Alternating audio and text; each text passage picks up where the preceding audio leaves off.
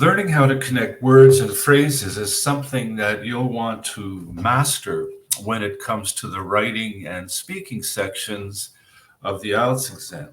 So in this lesson, I'm going to show you the five most common expressions that you can use to connect your sentences, your phrases, and words for a variety of reasons to share your opinion and get your point across.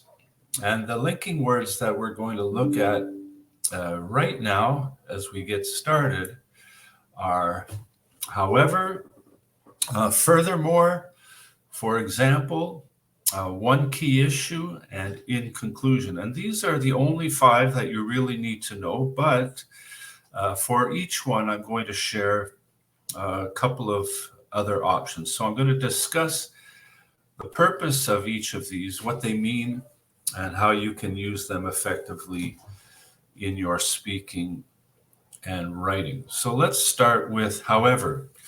However is used when we want to introduce an opposite or contradictory view. And maybe you've shared one point and now you want to share a contrary or opposing view. And this is good when you're sharing your opinion, or if you have to give two sides to an argument in the writing task. So you'll use this to share your opposite or opposing idea. And a couple of other options that you can use with however, and this might help you to understand the best way to use it and the meaning of however, is you could say, on the other hand, video games are useful. On the other hand, they could be harmful. Or having said that, and then share an opposing or different opinion. So even with just knowing these three simple linking words for sharing the contrary idea, you can communicate effectively in the IELTS exam. And the second one that I want to share with you, oh, here's some examples. Sorry about that. Medicare and Medicaid, on the other hand, are better at paying for mental health. Or having said that, the Olympics were considered the cleanest of the athletic games. Okay, so there's a couple of examples on how you could use however, or on the other hand, or having said that. So let's go to the second type of linking word. And this is when you can use the word furthermore. And this is when you want to reinforce your position by adding another point. So in this case, you're not expressing an opposite view or another option. You're giving another reason for your position. And this can strengthen your argument if you strongly agree with something. So a couple of other options that can go along with furthermore, or you could say what's more. Or another key point to remember. Remember just to keep it simple. Use the expressions that you can use effectively. Again, it's not about impressing the examiner. It's not about being fancy. It's just being functional and using the expressions and words that suit your purpose the best. A couple of examples. It can be much cheaper to cook your own pet food, and what's more, you'll know what is in the food. Okay? A key point to remember is in these circumstances, the protests were uncalled for and absolutely unnecessary. So these are just some ideas of how you can make an additional point to strengthen your argument. So we've looked at however, we've looked at where we express something contrary or opposing. We've looked at furthermore, where we want to add something or strengthen something. And the third one is for example. And this is where we show a specific instance or personal experience that illustrates your point. And I just want to add something here, especially in the writing section, in writing task 2.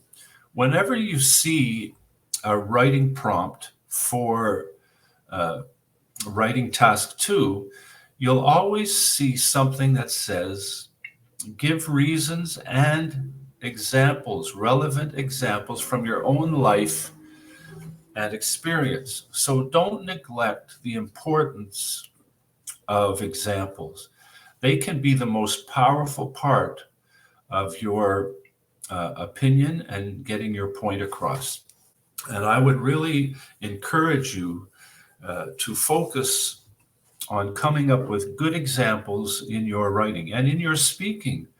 In section 3 of the speaking test, you will be asked to give your opinion on something. You'll be asked questions by the examiner to share your thoughts and ideas and opinions about specific topics. And this is where using this expression, for example, can come in very handy and be very important. And a couple of other options that you can use that mean the same thing as for example is you could say for instance, or you could say to illustrate. And let's look at a couple of examples. My parents, for instance, don't know how to use an automatic teller machine. So you're giving a personal and relevant example. Or this goes to illustrate the academic standards for humanities and social sciences in the past half century. So don't neglect this. Examples are so important when it comes to strengthening your ideas and your thoughts and sharing your opinion. So let's go to the next type of linking word. And that is where you can say one of the key issues. And this is where you simply are introducing a new point. And in writing task 2, you may have 3 paragraphs, each containing a different point, a good reason, and a specific example. So you can quite easily start your paragraphs and simply state your point by using this expression and a couple of more that I would like to give to you. You could say an important aspect or a crucial question to ask. So these are just 3 different ways that you can just introduce a new point and even begin a new paragraph with. And this is so important to get your paragraphs off to a clear point with a clear statement. And these are some of the expressions that you can use. So, for example, an important aspect of school curriculum is physical education. Or in dealing with people with mental health issues, a crucial question to ask is about isolation. So I would encourage you just to learn to use these simple phrases. Again, it's nothing fancy, but they're very effective in getting your point started when it comes to writing your paragraph.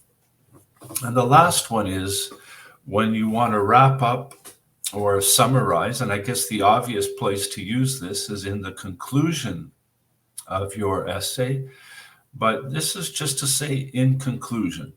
And this is where you're finishing up your argument. You've stated your reasons and given your examples, and now you just want to say in conclusion, maybe in 1 or 2 sentences, the main point that you've made in your argument. And just a couple of simple phrases that you can use is to summarize, or overall, it may be said. As you look through all these linking words, I hope you'll realize that, again, there's nothing fancy, there's nothing functional. You've got five good linking words for five different purposes, and this is really all you need for writing task 2 and expressing your opinion in the speaking section. Don't spend hours memorizing 20 or 25 different types of linking words, because in reality, on test day, you're writing one essay with 5 paragraphs. So you don't need a lot of options. You just need ones that you can use efficiently and effectively. And the same is true with the speaking section. In the speaking section, you want to speak as naturally and fluently as possible, so you don't want to be digging for fancy words that you've tried to memorize just for that occasion. Just practice using these words over and over again, these phrases, and you will come to master them, and it will give you a higher score on the IELTS exam. So I hope you found this helpful, and I wish you all the best on your journey as you prepare for the IELTS exam.